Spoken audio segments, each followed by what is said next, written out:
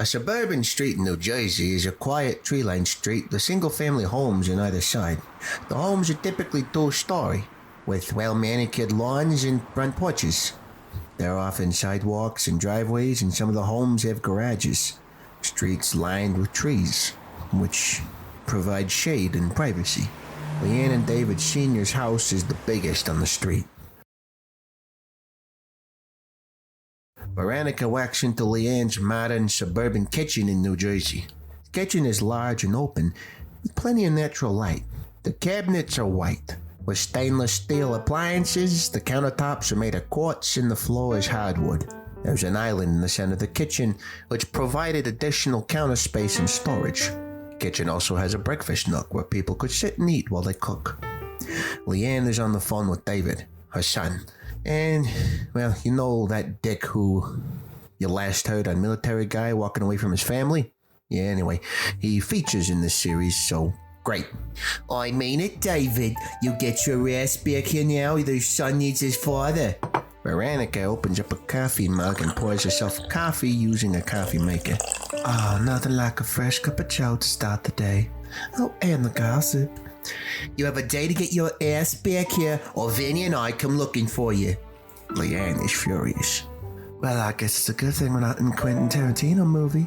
Otherwise, that would be a really bad idea. Is that understood, David? Is that understood? Good. I'll see you later. Leanne hangs up and puts her cell phone away. So what's the last drama in As the World Turns, Suburban Edition? Well, 6 months ago, David discovered he had a son with Beth. Sounds like a plot straight out of Gossip Girl. Leanne nods to agree. Wait, Beth? The one who cheated on when she was in college? That Beth? Yeah, his high school sweetheart, Beth. Anyway, he then went on to discover she cheated on him with Vinnie's kid, Connor. Wait, what? I thought Connor was gay. Leanne picks up a cloth and starts wiping the surfaces of her kitchen. Oh, he is, but he slept with Beth before he knew his sexuality. Sounds like David's got more baggage than the Kardashians on vacation.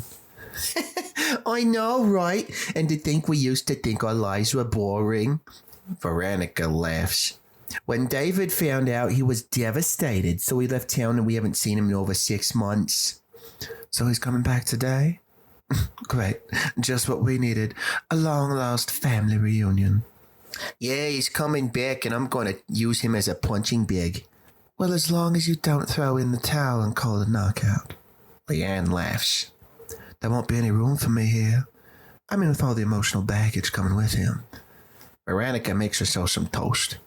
Oh, stop that. Of course, there will. David will sleep in the basement. I've been down there. It gets really cold at nights. He'll be uncomfortable. Veronica smirks. Oh, I'm sure you don't want to throw in a bed of nails, too. I might if he pisses me off later. Are you sure it's okay for me to stay? Yes, relax. There's plenty of room. So what's your plans for today? I was thinking I could help out Vinnie today, seeing how the restaurant is doing. Keep my hands busy so I won't accidentally punch David for you. Today, no. Vinnie has an important guest coming to his restaurant today. He needs the meeting to go smoothly. So what? What do you think will happen? World War III in the restaurant? What I think and what I know is that you two like to fight. You'll get into an argument, and that might affect his mood going into his meeting, and we don't want Vinnie to turn into the Hulk, do we? What's this meeting about, anyway? Say meeting the president. Well, that's none of your concern. Stay away from the restaurant. I mean it. Fine. I'll stay well clear. Veronica rolls her eyes. Guess I'll just polish my verbal jabs another day. Good. Now I need to warn Connor that David's coming back into town or today might end up like a fight club. Unlikely, but a good idea. Just remember the first rule of Fight Club. You don't talk about Fight Club. Veronica heads off with her coffee.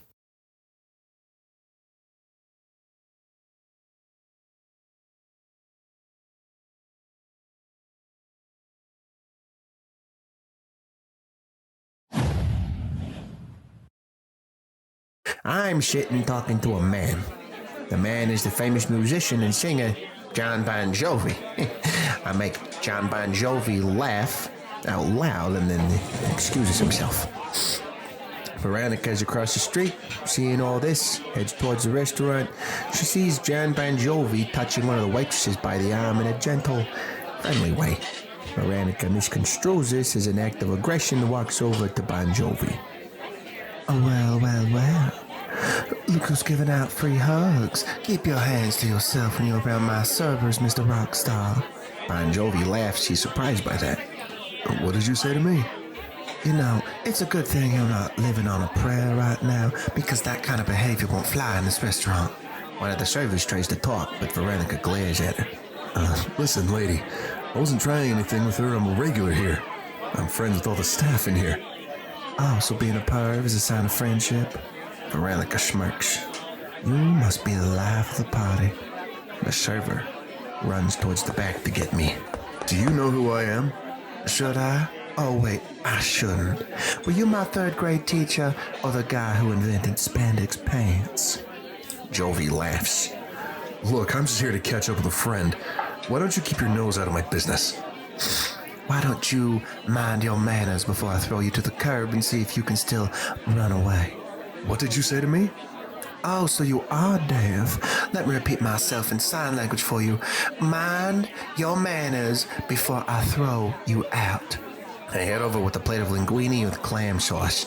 Hey, what's going on? Why is everyone frowning? John Bon Jovi stands up and grabs his jacket. Why don't you ask your lady friend? John Bon Jovi walks off. Hey, John, what's the matter? That guy was a jerk. Oh, no, please tell me you didn't talk to him like that. So what if I did? Veronica, that was John Bon Jovi. Who? What did you say? He comes here every day for his lunch. One of the best customers and tippers. He also meant to be playing a birthday gig for my mom in less than 24 hours.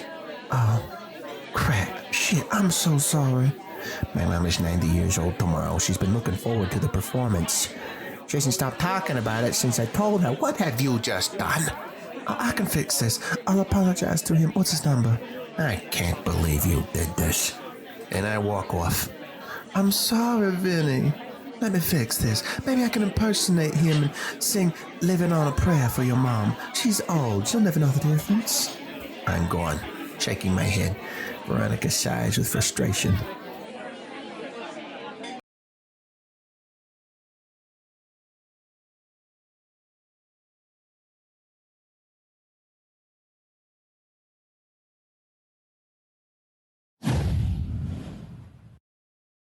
Veronica walks in. David stands with his back to Veronica. David, is that you? Or have I just stumbled upon a mannequin convention? David turns around. Veronica, what are you doing here? When did you get back here? Shouldn't I be asking you that? David walks up to Veronica and steals a quick hug from her. I moved back into town. Couldn't resist the charm of this place, you know? Yeah. Well, Mom's happy to have you here. Well, she won't be for much longer. I'm like a tornado of trouble today. What do you mean? I did something terrible. Like, oops, I accidentally set the house on fire level terrible. I doubt it's any worse than telling a famous rock star to take a hike. Hang on. You know about that? Uncle Vinnie called to let us know that John won't be making it to the party. Oh, out of 100. What's the likelihood Leanne doesn't know? Leanne walks in. Oh, I'd say 0. Veronica turns to face Leanne. I told you not to go. I know. I'm sorry, but in my defense, I didn't know who he was until Vinnie pointed it out. That said, I did get some puns right, so every cloud, I guess. John's refusing to take our calls. My ma was really looking forward to seeing him perform for her. She told everyone at her retirement. No one believed her. Yeah, probably because they're all old and have no brains left to remember. It's like a scene from Cocoon over there. Veronica and David laugh. Leanne smacks David. Oh, what? It was a funny joke. Veronica, this isn't funny. Well, I can fix this. Trust me, I'm like a superhero when it comes to fixing messes. Yeah, I've heard of your alter ego, Captain Chaos. Yeah, and I've heard of yours, Captain. Yeah, I wish I was good at rhyming words. All right. How? How will you fix this? I don't know yet. There's no fixing this. Vinnie wants to handle it. I say we let him do it. Well, if you're sure.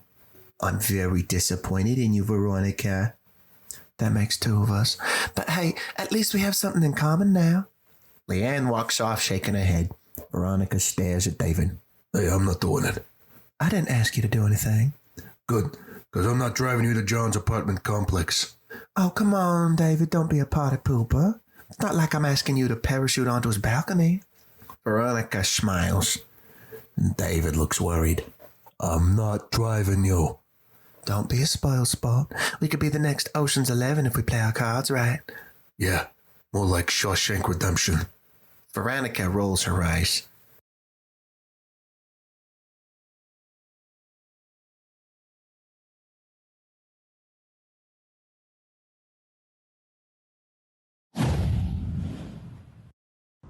David pulls up to John Bon Jovi's apartment complex.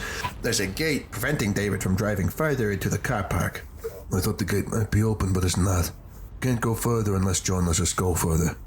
All right, so call him. Ask him to let you in. I'm sure he'll do it. He's practically family, right? Well, he would. What do you think will happen when he sees you next to me? Oh, he'll be fine. You're overthinking this. Your family does that a lot. It's practically a superpower. John will feel betrayed. He'll also end our friendship. I do not want that. Don't worry, David. We'll just have to convince John that this is all just a big Mission Impossible style plan to win back his friendship. I've met him. He's dumb enough to believe us. Trust me. Oh, sure, that's convinced me. You really know how to make a compelling argument. Please, I really need your help. It's a no. I'm driving you back home. Look, I need to apologize. I tried calling John from the number you gave me and he hung up on me. If I can't fix what I've done, Vinnie will continue to hate me. Your grandma will miss out on a great birthday gift. Do you want me to disappoint an old lady, your grandma? David sighs. I'm not tricking John. So he buzzes you in. That's final. Fine. Then I guess you'll just have to witness me climbing the gate to get in. I've always wanted to try my hand at parkour. You'll get shot. New Jersey security men carry guns. Do you want to get shot? I have no choice but to get shot. I'm basically an action hero at this point. David sighs. I'm driving you home. David tried to reverse the car, but Veronica gets out of the car. She runs towards the gate. Veronica, you get back in now. Veronica starts to climb the gates. David gets out of the car and walks towards her. Veronica has managed to make her way up the gate, but it starts pulling back. Veronica starts to panic. Oh, great, I'm stuck in a bad comedy sketch. Well, at least it's not tragedy yet. The car beeps its horn. David turns around to find John Bon Jovi getting out of his car. I spoke too soon. John walks up to David. What the hell is going on here? Oh, nothing much. Just me getting caught trespassing and hanging from a gate like a damsel in distress. You know, the usual bullshit that goes with being weird. Veronica looks like a rabbit caught in the headlights. You are in a heap of trouble. Would you believe us if I said I came here to see you and apologize? You know, like a heartfelt apology with a side of trespassing. Veronica winches, hoping for the best. You're freaking insane. David, I expected better from you. Need a word with your uncle. Mr. John, can I just... Get off the damn gate before I call security. John Bon Jovi walks back to his car as Veronica starts climbing down the gate. John gets in his car. He reverses and drives off at top speed. Well, it looks like I'm going to be living on a prayer when Vinnie finds out. David shakes his head.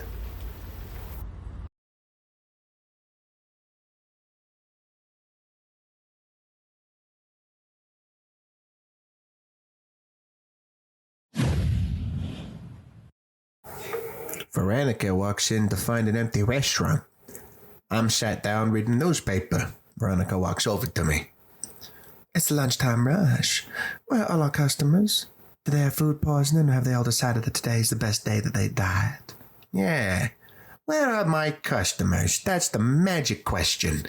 I get up from the table and put the newspaper on Veronica's chest before walking off. Veronica reads the newspaper headline. Rock and Roll Hall of Famer insulted by longtime friend Vinnie from Vinnie's Italian Feast. Veronica's face falls. Walks over to where Vinnie is wiping surfaces. Look, I know there's nothing I can do to make up for this drama, but I'm sorry. And really, who reads newspapers anymore? Veronica pushed the newspaper away. I glare at her. In my defense, I tried to fix it. I mean, it didn't go well, but points for effort. What does that mean? A waitress walks into the restaurant. She's crazy, and I mean reality show level crazy. Well, thanks for the diagnosis, Doc. I had no idea it was crazy until you told me. Bitch! The waitress walks to the back. Vinnie, you're terrible at hiring people. What did you do, Veronica?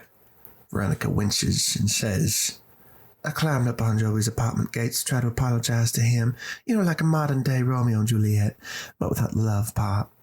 Yeah, except instead of a balcony, you were clinging to a gate like a deranged squirrel. Is that Vinnie with the jokes?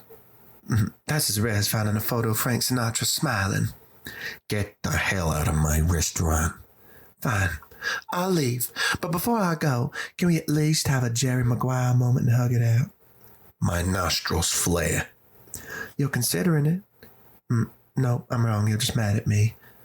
Veronica looks to the exit. She comes back. Hang on. It's my restaurant, too.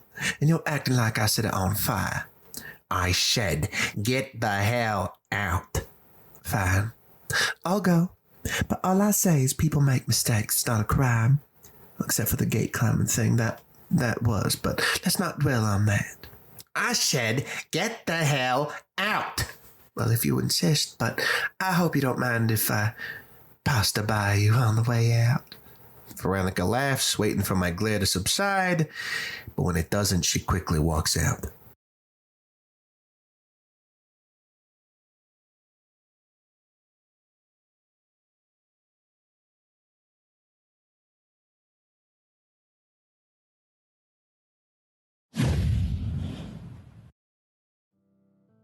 Veronica is sitting on the couch, holding a tub of chocolate fudge ice cream.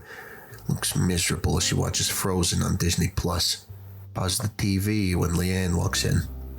Well, you've had quite a day. It's like watching a sitcom where you're the star. You don't have to remind me. First, you insult a rock and roll Hall of Famer. You use my son to find out where he lives so you can stalk him. And then you cause Vinnie to lose all his customers. Am I forgetting something? No, you covered most of it, but hey, at least my life isn't boring. The good news is, Dorothy Hurley, who's Bon Jovi's wife, comes to my salon to get her hair done. What does that mean? Do I have to become a hairdresser now? It means I've talked to her. We came with a solution to fix this drama. Why am I worried? Whatever solution you came up with involves me and more gate climbing. You should be worried. Dorothy has a cousin who's single. He's around your age and just lost a wife to cancer. Oh, great, just what I need, a widower and a rebound. Hear me out. What does she want me to do? Be his grief counselor? She wants you to befriend him. In return, she'll get John to come back to the restaurant, make peace with Vinnie. Oh, great. Trading one awkward situation for another. Hold your horses. There's another condition you have to follow. What is it? Do I have to wear a disguise or something? You're not allowed anywhere near the restaurant when John's having his lunch. Oh, that's fair. Now you better go get ready. Your date is in an hour. Oh, and wear something that makes Brian want to live longer. I didn't know my fashion choices had such a profound impact on people's life expectancy. Maybe I should start a fashion blog and save lives with one outfit at a time. The poor guy is depressed enough. Doesn't need you to dress like an NFL player. I know how to impress a man, Leanne. I watched enough rom-coms. Veronica gets up from the couch. Yeah, and that's why there was a queue of boys at our dorm in college. Yeah, they were all disappointed when they found out I was more of a Chandler than a Monica. Yeah, whatever. Go get dressed. Maybe avoid the color red. Don't want any bull charging incidents. Sure. Because the last time I wore red, bulls charged me down the street. Veronica smiles and walks off.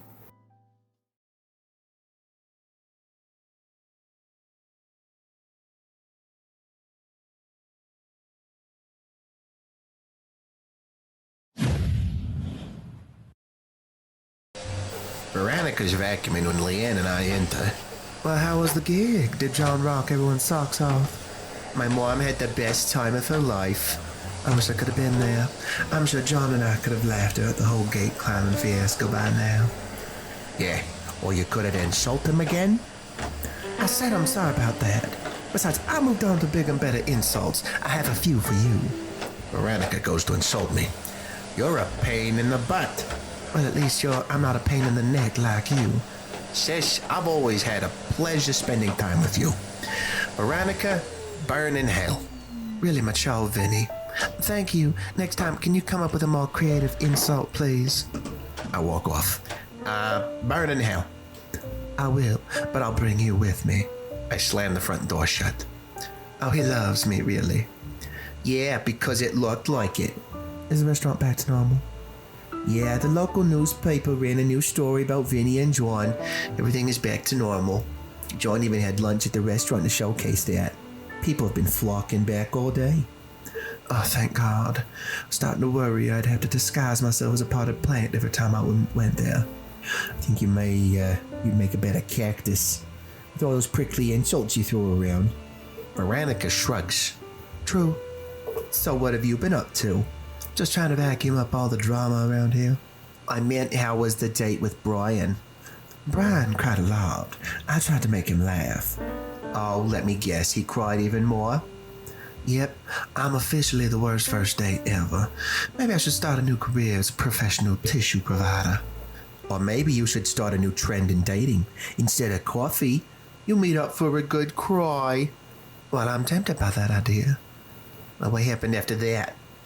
I ended up looking up quotes to make him feel better, and he cried. I'm starting to think there's something wrong with the guy.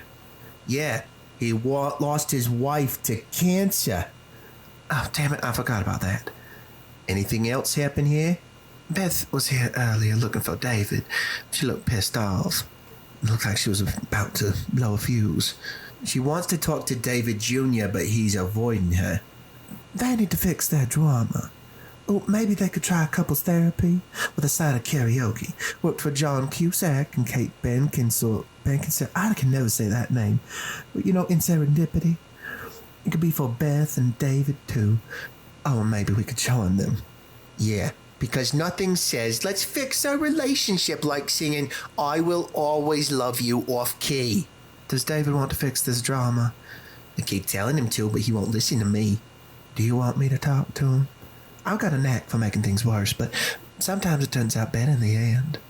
No offense, but I think I'd have better luck getting through to him if I spoke to him in Swahili. Fine. Ignore someone trying to help you.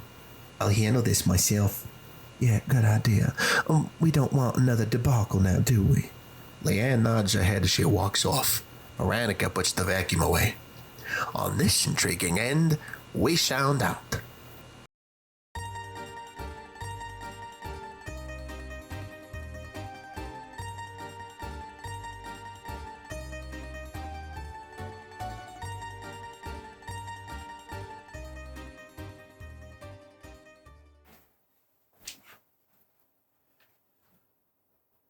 Endless Love was voiced by me, Emerson Peary, and written by Joao Nacida.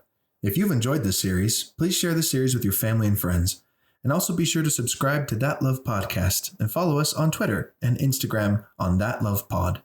Thank you for listening to this series. See you soon with more shows on That Love Podcast.